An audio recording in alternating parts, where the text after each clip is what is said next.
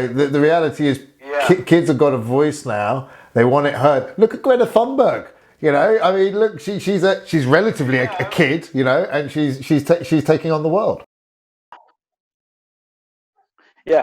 You know, uh, we can continue talking like this. We don't need to formally get into why we're having this call. You can actually get to it as a natural. That's what I said. I mean, that's what I said. 100%, 100%.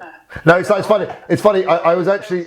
I was actually came off another call with someone before, which we're also recording for the weekly show, and I said, and I said, the funny thing is, with the people yeah, there's a framework there, but actually, you're just going to chat, and that's kind of what people want to see anyway. People enjoy. So Yeah.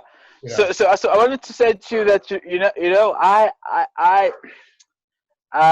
you'll find I'm still conservative in a whole lot of things, but I dislike it when people agree with me because of some perceived or actual authority that I have. Part of the reason why my wife and I married or fell in love in the first place was because my wife had a natural understanding of the fact that I'm indifferent about how beautiful, hot, and smart a person is. If you agree with everything I say because you like me, you're making me stupid.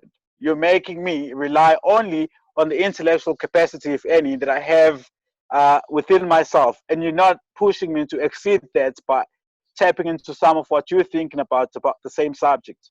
yeah. And so you've got to allow me to have insights into how you see the same things that I see. If it's different, I need to know why. You can disagree with me without being disagreeable and disrespectful and sort of thing. Well, look, with no aspect of blowing smoke up your backside or paying homage to you, I think. You said it yourself. I'm an old man, so don't even start ruining my autopsy. No, not at all. I was going to say, without wishing to kind of big you up too much, it's such a privilege to speak to you again after all these years, but also to speak to someone with such an intellect on the other side of the world. This is the crazy thing. We're now like talking and conversing like old friends. You're on the other side of the world. But I mean, yours is a really interesting story, and that's why I think we connected. And I asked you if you tell people your story, and I think you said yes. So tell people your story. Not as much anymore because the story becomes more and more personal as years go by. I was saying to my wife, I beg your pardon, just last month that I have a story, all right, and everyone does. But the thing for me is that if you as a basis of your progress or moving over to the next step of your life, you have to tell people your difficult background. Yep.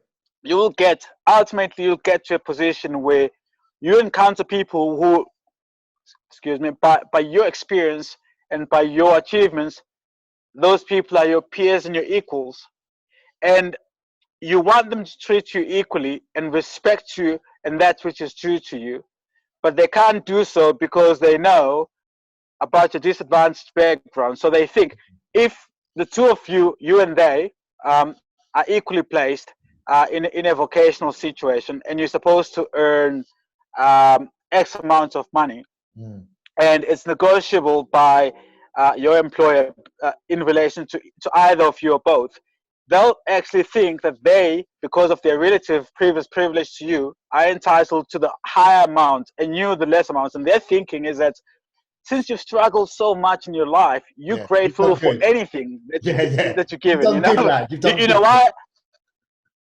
Yeah, but you've set yourself up. You've set yourself up by telling these people that I've suffered and therefore I just want to make it along in life. I'm just thankful for anything that's given to me. But this would not have happened if you had just shut the hell up and you start the journey with them on an equal footing. As they get to know you better, then they start to learn what your background is, and they then appreciate you as a person who has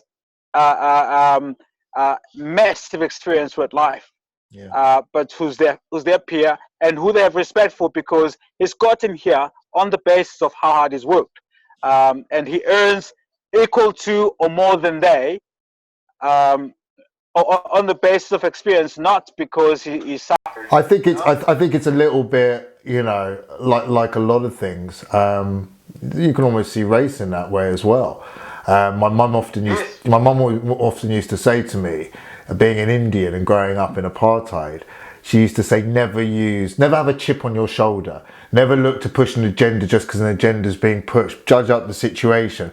And I think that's right. It's the same with your story and your circumstance. There are guys out there who make huge amounts of money from pushing their story out of hardship and whatever, and that's great because that is their story. They're doing benefit and good. But I agree with you. You don't need to know everything about a person initially in a professional environment. And actually, what you're saying is, don't feel sorry for me because don't judge me on my race. Don't judge me. Don't think I'm stupid because I'm black. Don't think I'm lazy because I'm Zulu. Don't, you know what I mean? Like all the things. And don't think I deserve less because I'm less you think I'm less educated. You know.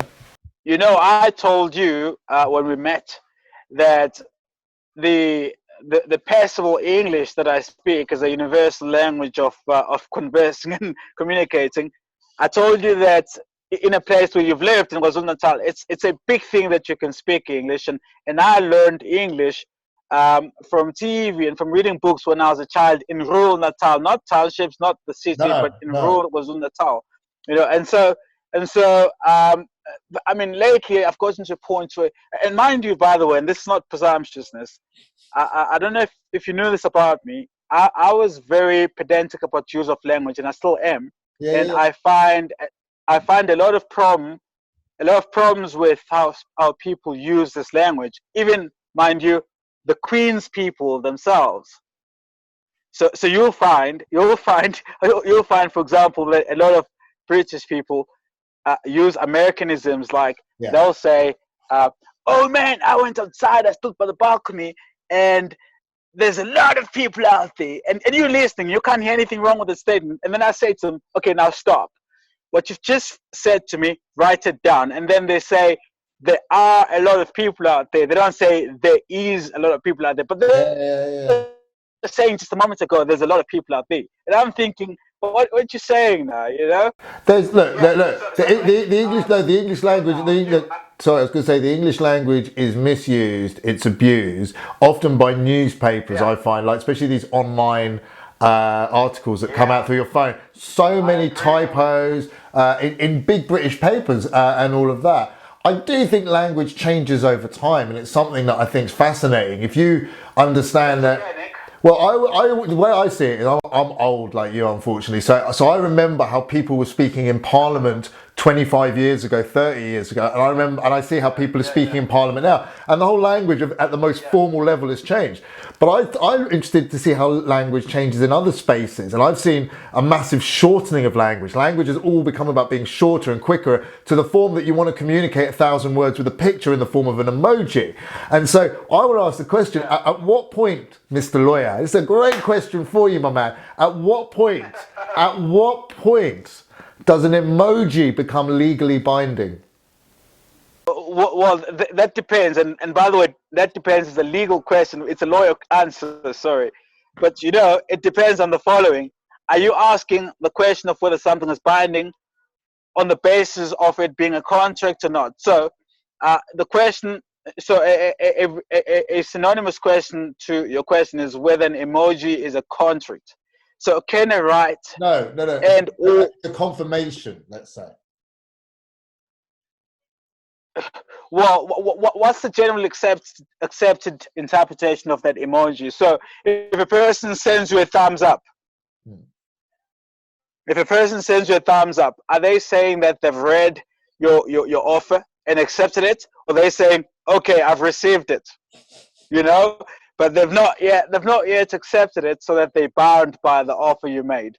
And so I'm a conservative person in some of these things, again, to keep sanity. And so an emoji to me will never be a binding statement. One, it's not a statement. Two, it's not an expression, therefore, of dissent or accent, you know?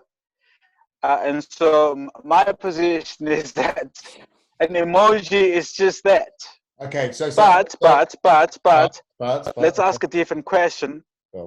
Let's ask a different question. Is a contract that arises from an exchange via WhatsApp text, a binding contract. Now, I think you'll find there's already case law on this.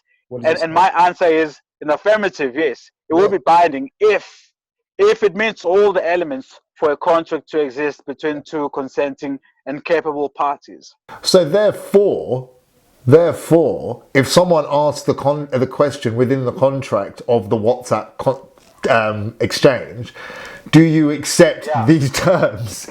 And the person goes, swipe, whatever that noise is, whoop, that whoop noise, and the thumbs up comes in, and then the answer comes back, big smiley emoji, whatever. At what point does that go? Look, let's not answer the question because it's boring, but it's an after dinner topic. I'm presumptuous. I'm presumptuous enough to attempt an answer. Actually, I would say you. I would say that you who seeks to rely on the thumbs up are an nincompoop for wanting to do that. For wanting to do that without insisting after receiving the thumbs up, insisting on a confirmation text that says, yes, I accept the terms, let's proceed. If you just want to stop there and you say, yeah, we got it, let's go, because he sent you an emoji with a thumbs up, then you're a nitwit, really, you're a buffoon. Listen, I can't judge people, I just ask the questions. Hey, I've got the answer now, sir, so I got it. So anyway. I think you'll find, go on, please, go on. And I was going to say, back to the story. You're going to tell us your story. You got to introduce it. You got to say. You got to firstly. We got to know who you are, where you come from, and what is your story. Well, it's really unfortunate. Well, not really unfortunate, but I say this in jest. It's unfortunate that you described me as a lawyer. That's my profession. I'm small. Okay, I'm just a person. I'm a human being. I'm a human being who happens to be a father and a husband, a citizen not of South Africa except by law, but a citizen of the world. I'm just a human being on the planet who has very strong views about certain things, who tries to do what, in his own view, dictated by no one else, is the right thing in any given situation. I think that's the best description I can offer you for now. That makes any sense. Well, okay, so let's talk about your upbringing, where you came from, how you got. When we first met, which was 2005. No, it wasn't 2005. Well, it was. Yes, it was. No, it was. It was 2006. Wow, that's a long time ago. So that's 14 years. Yeah. So I remember this because my mom had passed away the preceding year, and we met the year after. Right. So if I remember correctly, you were at the time studying at Cape Town University?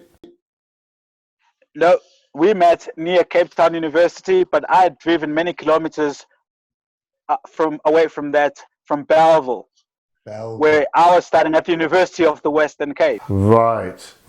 So go on then. Yeah. You tell the story. Tell the story of how we met. Yeah. So the man I worked for, Shahid Abdullah, he grew up at Simonstown, and he was my employer when I was a gardener in Kwa Zulu Natal. And he's always loved property and has followed property, and he bought property magazines, and there on his counter in Ishawi, in the north coast of KZN, had a magazine, a property magazine on the kitchen counter that I uplifted and read. And lo and behold, there was the article about a Nash Cohen who called himself at the time a Jindu. I don't know if he still does that. A what? A Jindu, I think. Jindu. A son of a Jewish person. Oh, a Hindu. Yeah, my mum was a Hindu. My dad was a Jew. I'm a Hindu. There you go, man. I beg your pardon. And there he had a story about a man he had encountered who used to fill up his car with fuel at a petrol station, a fueling station, and who had given an opportunity to be what he called a property executive, a property agent, really. And I'd read this, and at the time I really loved property law, naturally, because you're still fresh out of varsity, and there's a vast area of commercial law that includes property law, and I thought if this man cares to get a fuel attendant who doesn't have a degree, perhaps who hasn't had a possibility or an opportunity to empower himself, clearly a smart guy from what I read in the article, maybe, just maybe, there's a little bit of, there's some few credits left in that man to maybe also lift me up of my poverty that awaits me even after my degree, that I'll graduate with. And so I reached out. At that time now, at least I knew how to use the internet, which I hadn't before I started to go to university. And so I looked up this man and I reached out to him. I think that the details may as well have been in the magazine, but points I reached out and I said, this is who I am. And I think because of how young, passionate, and raw I was at the time, which was good and appropriate for that time, I probably told him my story as well. And he said, great, let's meet up. I'm going to be in Cape Town on this and that day. I'm going to be in the southern suburbs. And so we met at near the InBev, what's now become InBev, but SA Breweries depots near UCT. And I think it was the Southern Sun Hotel. And we met, and I have a little bit of a memory left, okay? And so he agreed that when I'm on university break, our summer break in South Africa around December, I could come and visit him at his hunters organization in the Cape Town at Umhlanga, so in Durban at Umhlanga, to work with him and learn from him and his colleagues, and I did that, and I met this Zungu gentleman and Christian Lash and a few other people, and I spent December holidays there. Damn it, I got paid for my travels. I don't think I added any value, but the money went a long way towards allowing me to pay for my registration in the succeeding year. Wow. And so sometimes people might want to, and I speculate here, to know if did I become this great residential or commercial property lawyer. After that, did I follow through and become a property lawyer? And the quick answer is no. And they would think, then wasn't your exercise in seeking out this man and meeting him and trying to be influenced by him, wasn't it a waste of your time and a waste of his time? My answer is also very succinct and emphatically no. When my father died in 2001, and subsequent to that my mother, but look, my dad had more influence on my personality. One of the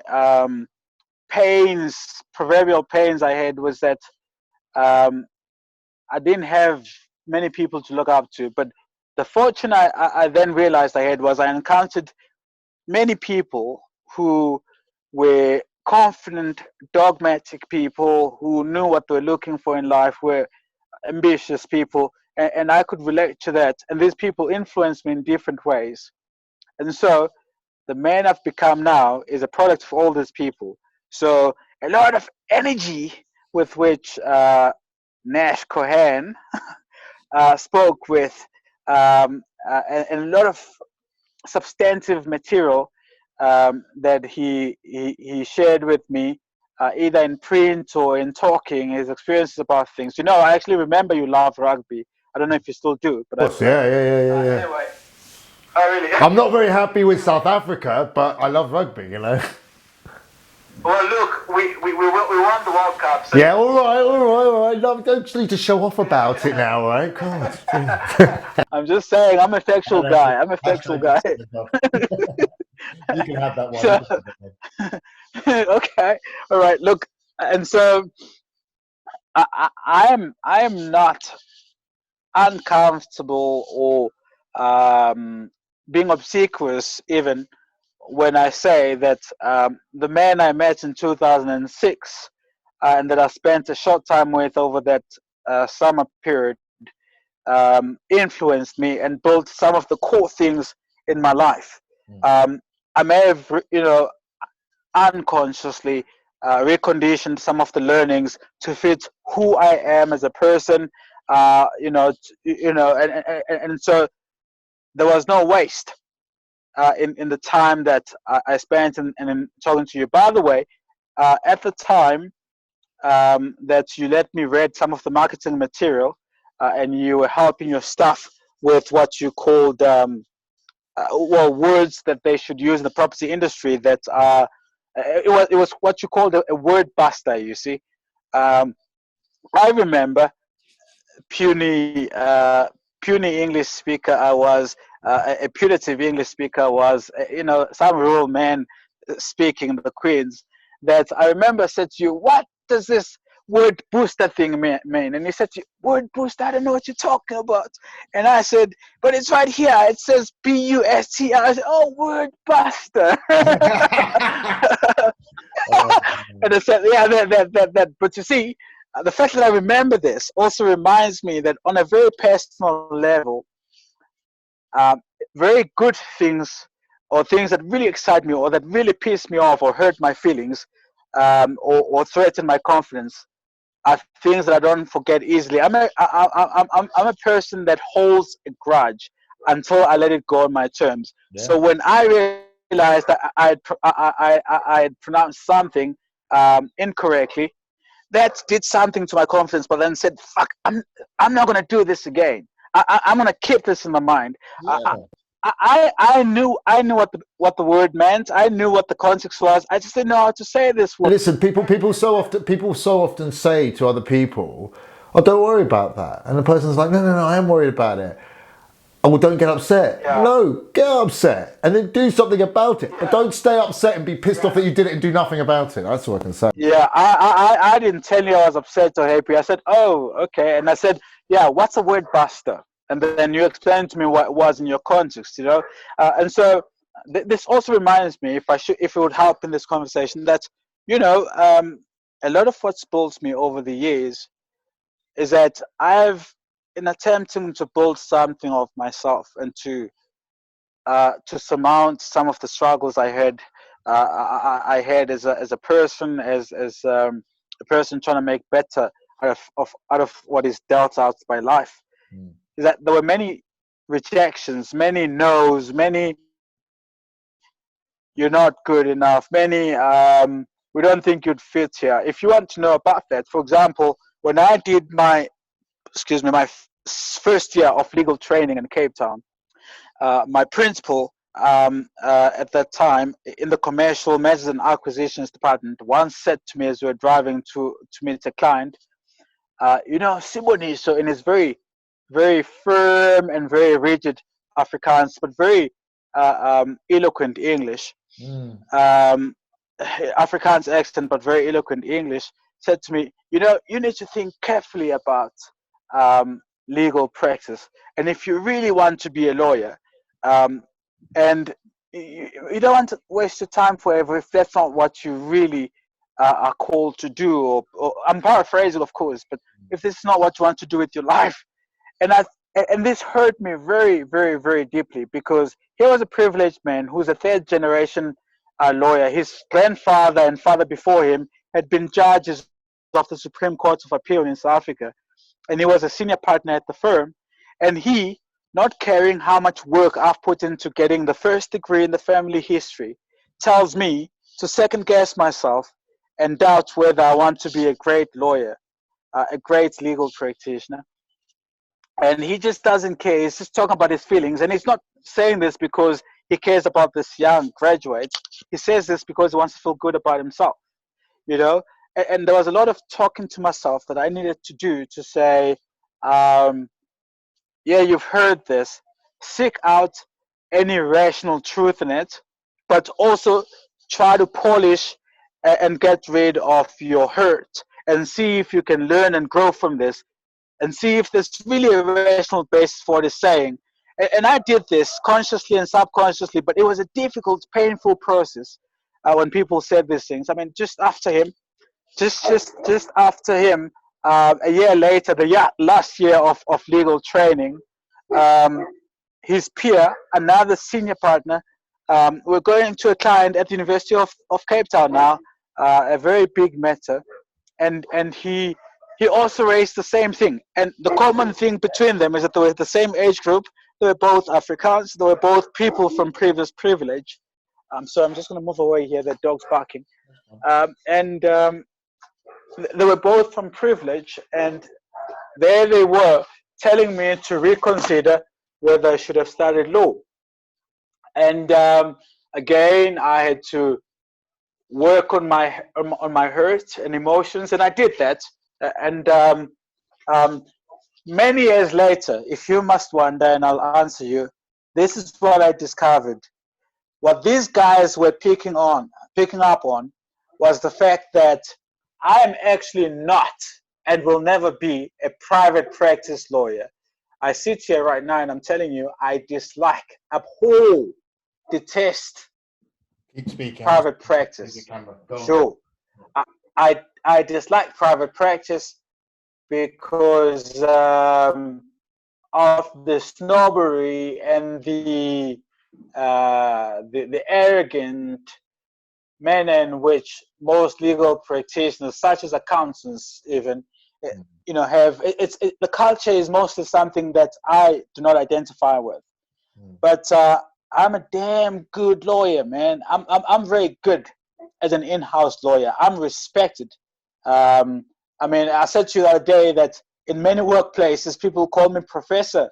And I laugh at that because they talk about how thorough I am. I'm very thorough. Listen to me.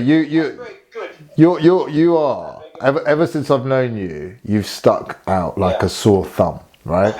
And the way you responded, exactly. Thank you. The way you responded to those guys is the way I responded my whole life to any time someone told me no. I took offense. I got upset. And then I did something about it because I'm not prepared to sit there with those emotions and to spoil what is me. And because I'm awesome, but I ain't going to let a negative emotion spoil it. So I'm going to do something about it and prove them wrong. But go on. You see what also pisses me off about this? It's that somebody comes along, they encounter me.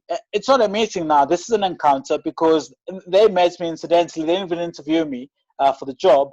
They encounter me at a certain stage in my life.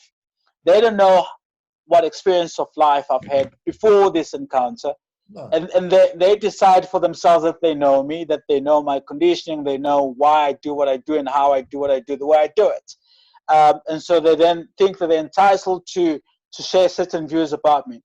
But about once upset in being told no, I've always been careful, and I hope I don't lose this quality. I've always been careful to dismiss wholesale any criticism that others, whether they're senior or junior than I, put forth about me.